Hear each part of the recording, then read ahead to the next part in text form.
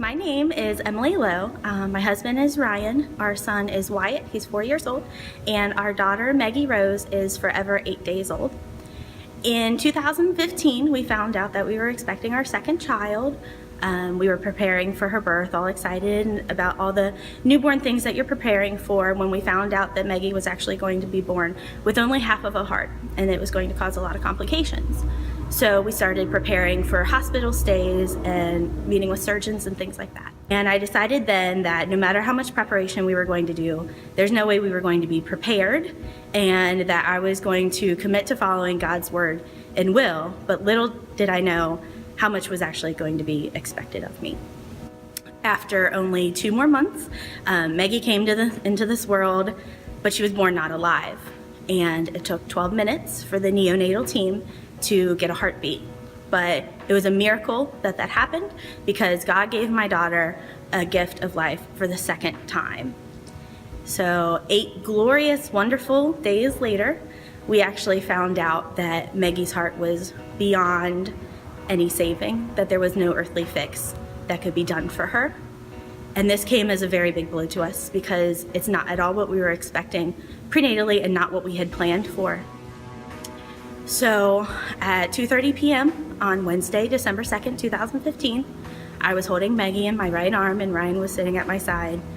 I was singing Silent Night to her, and as I spoke the words, "Sleep in heavenly peace," Maggie passed from my arms into Jesus's.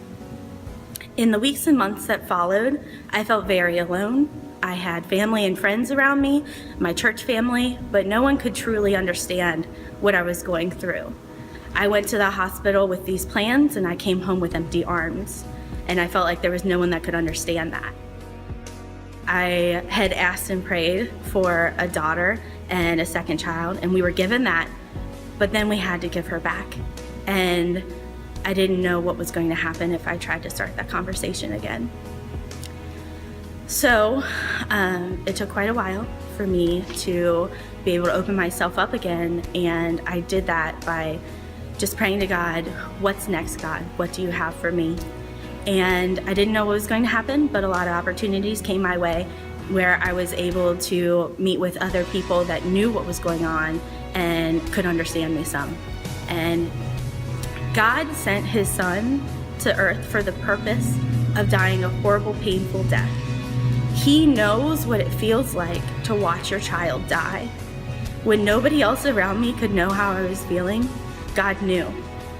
And I just completely realized that Jesus coming to earth and dying, he did that for me. He did that for Maggie. He did it to save us. It's not something that just happened randomly. It was in God's plan, and I didn't know God's plan, but he knows all the plans he has for us.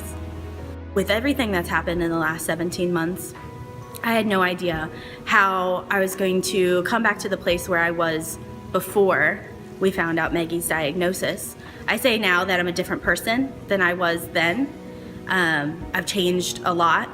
I know who holds my daughter every day until I'm able to hold her again in my arms.